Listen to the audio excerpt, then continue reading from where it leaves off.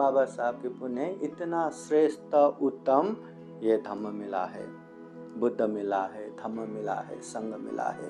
ये ऐसा धम्म है दुख से दुख मुक्ति तक पहुंचाता है। ये ऐसा धम्म है जितना धम्म का अभ्यास करेंगे गारंटी जीवन में सुख शांति आता ही है। तो ऐसे धम्म हमें मिला है, बस हमें धम्म जानना है, अभ्यास। स्वागत है आप सभी का। आप लोग देख रहे हैं बुद्धा's टीचिंग चैनल और हम यहाँ महाकारुणिक तथागत बुद्ध और उनके शिक्षाओं के विषय में चर्चा करते हैं।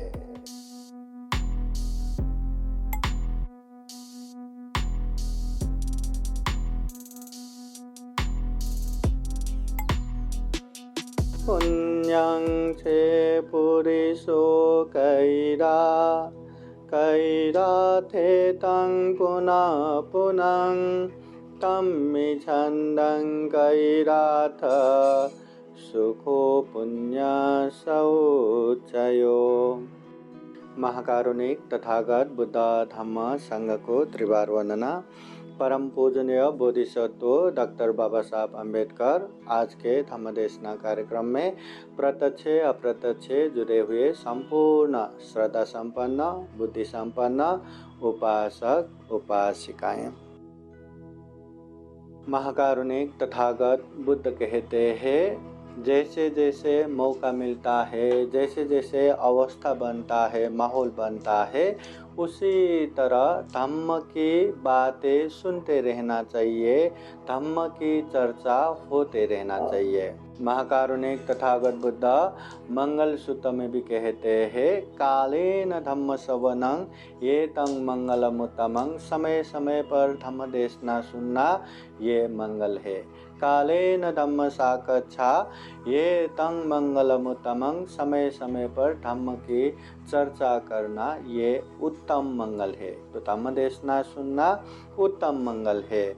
और 10 पुण्य क्रिया में एक पुण्य क्रिया धम्म देशना सुनना भी है। तो हम धम्म देशना सुनते हैं तो एक तरह से उत्तम मंगल भी हो जाता है, धम्म देशना सुनते हैं तो एक तरह से पुण्य क्रिया भी हो जाता है। तो गृहस्थ जीवन सुख शांत में बनाने के लिए हमें बारंबार पुण्य करते रहना चाहिए, धम्म करते रहना चाहिए। उसी तरह का धम्म एक धम्म देशना सुनना भी हो गया। धम्म देशना सुनने में बहुत ही गौरव होना चाहिए, एक तरह से आदर होना चाहिए। तथागत बुद्ध के समय में श्यामावती महारानी के पास काम करने वाली एक दासी खुजुतरा जो हमेशा महारानी से 8 स्वर्ण मुद्रा लेके हमेशा 4 स्वर्ण मुद्रा खुद रखती थी, 4 स्वर्ण मुद्रा का ही फूल लेके देती थी। एक दिन जहाँ फूल खरीदने गए वहाँ पे भगवान बुद्ध मिला, उपदेश सुना और धर्मचक्षु प्राप्त हो गया, श्रोतापति फल प्राप्त हो गया। फिर उसने संकल्प किया आज से मैं कभी भी गलत नहीं करूँगा, चोरी नहीं करूँगा। तो उस दिन 4 स्वर्ण मुद्रा का नहीं 8 स्वर्ण मुद्रा का फूल खरीदा तो दुगना आ गया। तो महारानी को देने गए तो आज क्या हुआ, दुगना है। तो वो क्षमा मांगती है कि मैंने आज तक आपसे मतलब आधा स्वर्ण मुद्रा मैं चोरी करते आई हूँ। अभी ये आज भगवान बुद्ध के उपदेश सुन के मैंने संकल्प किया आज से गलत काम नहीं करूँगा।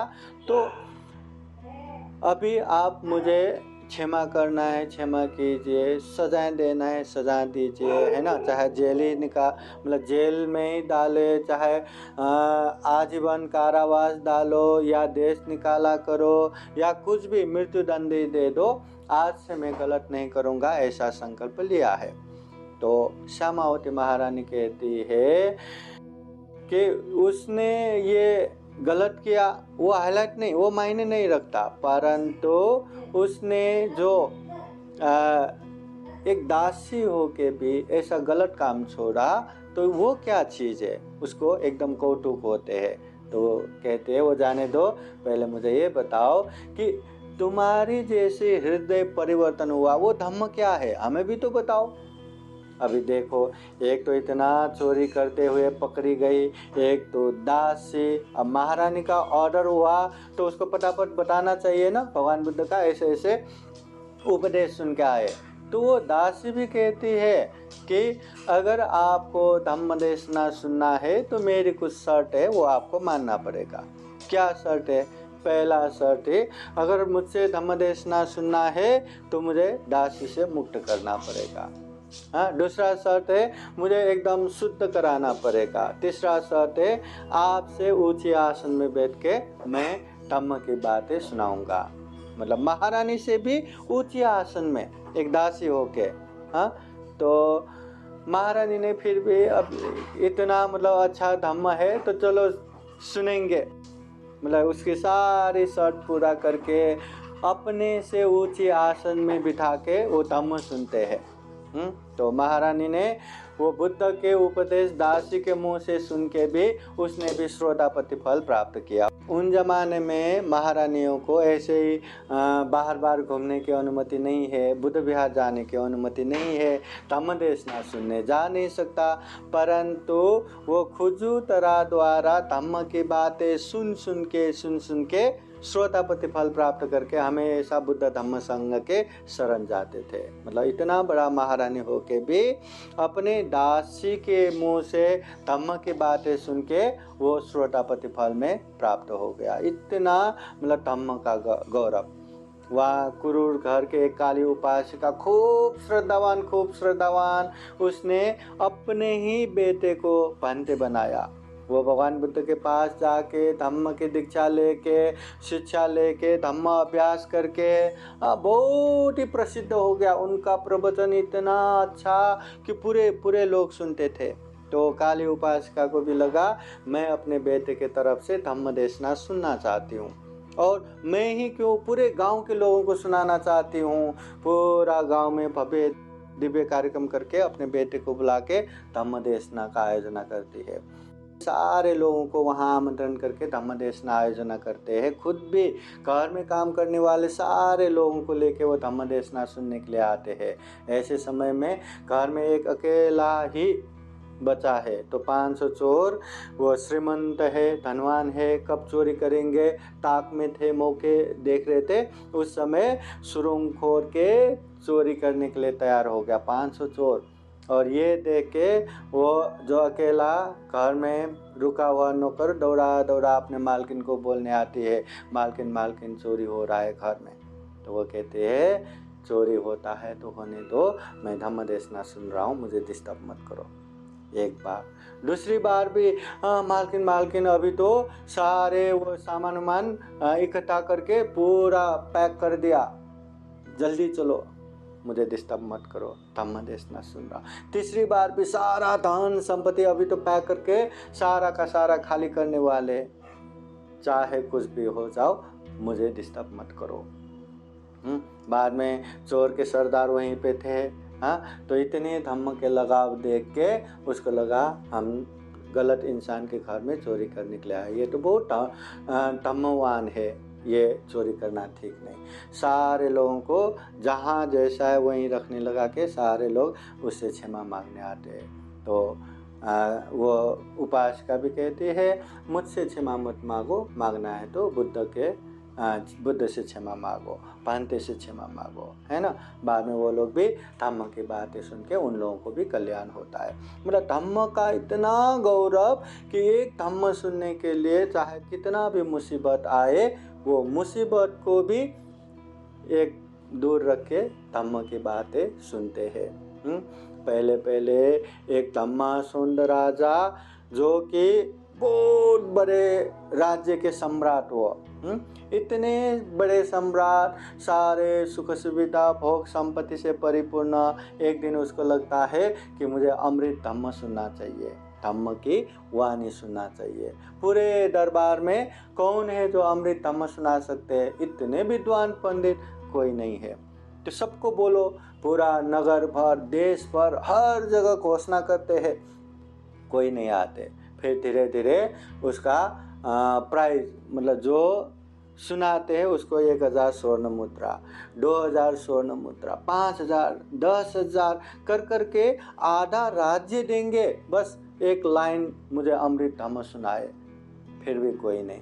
अरे पूरे राज्य ही दूंगा, फिर भी नहीं। ऐसे मतलब एक अमृत धम्म भी सुनने को नहीं मिलता, तो ऐसे सम्राट बन के मैं क्या करूं। वो जंगल जंगल भटकने लगे। अब वहाँ एक बूढ़े अशक्त राक्षस दिखते हैं, तो वह सोचते हैं, ये राक्षस बोले तो उनका उम्र बहुत साल रहता है, तो हो न हो यही अमृत धम्म जानता हो, उससे पूछने जाते हैं। तो वो कहते हैं, हाँ मुझे अमृत धम्म पता है, तो सुनाओ। तो मुझे क्या फ़ायदा, तो क्या चाहिए, मैं बहुत भूखा हूँ, कितने दिनों से मुझे कुछ भी खाना नहीं मिला, तो मैं पहले खाना चाहता हूँ, मैं तुम्हें खाऊंगा फिर बोलूँगा। तो राजा कहते हैं, मुझे खाएंगे तो किसको सुनाएंगे, पहले मुझे सुनाओ फिर मुझे खाओ। नहीं नहीं, मैं बहुत भूखा हूँ, पहले खाऊंगा। तो कहते राजा कहते, ये बहुत बड़े पत्थर है, मैं पत्थर के ऊपर जाता हूँ, तो नीचे आ करके बैठो, तुम्हारे मुंह पे मैं कुरी मारूंगा, तुम्हारे मुंह पे मैं वहाँ से छलांग मारूंगा। छलांग मारने के बाद तुम्हारे मुंह तक आने तक जितना समय बचता है उतना ही मुझे अमृत धम्म सुनाओ। वो छलांग मारने के लिए तैयार हो जाता है, मारते भी है। मतलब इतना एक अमृत धम्म सुनने के लिए इतना मतलब करने के लिए तैयार, मतलब कुछ भी करने के लिए तैयार, मतलब धम्म के प्रति इतना गौरव, इतना आस्था होना चाहिए। ये श्रावस्ती जैतवन बुद्ध विहार में वो पांते जी रात के समय में धम्म का वाचन कर रहे थे। ऐसे में एक सूत्र में आता है, एक यक्ष अपने बच्चे को, बेटा आवाज़ मत करो, शांत रहो, वहाँ भांते जी धम्म का वाचन कर रहे हैं। एक यक्ष भी अपने बच्चे को शांत कराते हैं। तो ऐसे बहुत सारे घटना है कि धम्म के प्रति हमें कितना गौरव रखना चाहिए। एक गांव के इतने श्रीमंत, इतना घर में चोरी हो रहा है फिर भी शांत धम्म देश नहीं सुनते रहे। एक महारानी, श्यामावती महारानी, अपने दासी की चोरी पकड़ी गई, अब उसको कुछ भी सजाएं दे सकते हैं, फिर भी ऐसे दासी का मन भी परिवर्तन हुआ। वो क्या है उपदेश, मुझे सुनना है। उसको दासी से मुक्त करके उच्च आसन में बिठा के महारानी होके भी नीचे बैठ के वो धम्म देशना सुनने के लिए तैयार हो गया और कल्याणी हो गया। तो ऐसे धम्म के प्रति हमेशा गौरव होना चाहिए। मन में जितना गौरव होगा उतना अच्छे से धम्म सुन पाएंगे, और जितना अच्छे से धम्म सुन पाएंगे उतना हम ग्रहण कर पाएंगे। धम्म वही है, घुमा फिरा के कोई भी भांते जी उपदेश दे, कोई भी संग उपदेश दे, यही है, पाप नहीं करना, चोरी नहीं करना, चित्त परिशुद्ध करना। अब उसके लिए ही अनेक तरह से, अभी पाप नहीं करना तो क्या करना, पुण्य करना है, धम्म करना है। अब पाप ये है, पुण्य ये है, और चित्त परिशुद्ध के लिए तो पूरा ध्यान साधना, 40 प्रकार के समथ ध्यान और विपश्यना ध्यान पूरा पड़ा है। तो घुमा फिरा के उपदेश यही है। परंतु जितने हम श्रद्धा से, जितने आदर सत्कार से वो धम्म की बातें सुनेंगे उतना हमें ज़्यादा समझ में आता है और उतना ग्रहण करने को मिलता है। जैसे हम मेडिटेशन गए ना विपश्यना को, विपश्यना जाते हैं ना, वहाँ दिन भर विपश्यना बैठ के शाम को जो धम्म प्रवचन होता है ना, इतने गहराई से समझ में आता है। और वो एक बार नहीं, 2 बार नहीं, 10 बार मेडिटेशन करते हैं तो 10 ही बार वही प्रवचन सुनते हैं, मगर हर बार नए तरीके से समझ में आता है वही उपदेश। हम जिस तरह मेंटालिटी लेके सुनते हैं उसी तरह समझ में आते हैं। रुचि का समझने का तरीका अलग है, नीलमताई का अलग है, हजारेताई का अलग है, त्रिशताई का अलग है, सबका अलग अलग है। जो जैसा ग्रहण करने के लिए तैयार है उसी तरह ग्रहण होता है। इसलिए धम्म के प्रति हमेशा गौरव होना चाहिए, धम्म के प्रति श्रद्धा होना चाहिए। श्रद्धा हो के धम्म की बातें सुनेंगे, समझेंगे, पालन करेंगे तो जीवन में हमेशा कल्याण ही कल्याण है। न जाने कितना कितना पुण्य करके आए होंगे कि इतना दुर्लभ जीवन मिला। इतने दुर्लभ जीवन में भी जीवन में खाने को नहीं, संघर्ष करना है, ये करना है, वो करना है, वो टेंशन ही नहीं है। हाँ, इतना अच्छा खासा है, उसमें भी शरीर के अंग प्रत्यंग भी संपन्न है। हाँ, दिखने में भी अच्छा है, और उसमें भी बाबा साहब के पुण्य इतना श्रेष्ठ उत्तम ये धम्म मिला है, बुद्ध मिला है, धम्म मिला है, संग मिला है। ये ऐसा धम्म है दुख से दुख मुक्ति तक पहुंचाता है। ये ऐसा धम्म है जितना धम्म का अभ्यास करेंगे गारंटी जीवन में सुख शांति आता ही है। तो ऐसे धम्म हमें मिला है। बस हमें धम्म जानना है, अभ्यास करना है, धम्म सुनना है, अभ्यास करना है, धम्म हमें समझना है, अभ्यास करना है, उतना ही है। जाने अनजाने में हम यही धम्म अभी सुनते रहेंगे। हाँ, क्योंकि हम बौद्ध है ना, जहाँ तहीं धम्म हम सुनते रहेंगे। जिस दिन खूब श्रद्धा पूर्वक, खूब ध्यान पूर्वक, खूब आदर सत्कार पूर्वक सुनेंगे, अच्छे से ग्रहण भी कर पाएंगे, अच्छे से पालन भी कर पाएंगे। और पालन करेंगे तो जीवन में खूब सुख शांति आता ही है। धम्म पालन करना ही है। केवल धम्म धम्म करते रहेंगे, बहुत बहुत कहते रहेंगे, हम कोरा का कोरा ही रह जाएंगे, कुछ भी नहीं मिलेगा। हाँ, पहले पुण्य किया था, अभी अच्छा हो रहा है, अभी पुण्य करेंगे तो आगे भी अच्छा होगा। पहले हमने गलत किया था, इसलिए यहाँ बहुत सारे टेंशन आता है, तकलीफें आता है। अभी गलत करेंगे तो आगे जाके भी वो दुख तकलीफ बढ़ता जाएगा। इसलिए खूब पुण्य करना है, खूब धम्म करना है। सब्बे सता कम सका, जो जैसा करता है उसको वैसा ही परिणाम आता है। अत्ता ही अतनो नाथ हो, कोई नाथ हो परोसिया। हम खुद के मालिक खुद ही है, कोई हमारे मालिक नहीं है।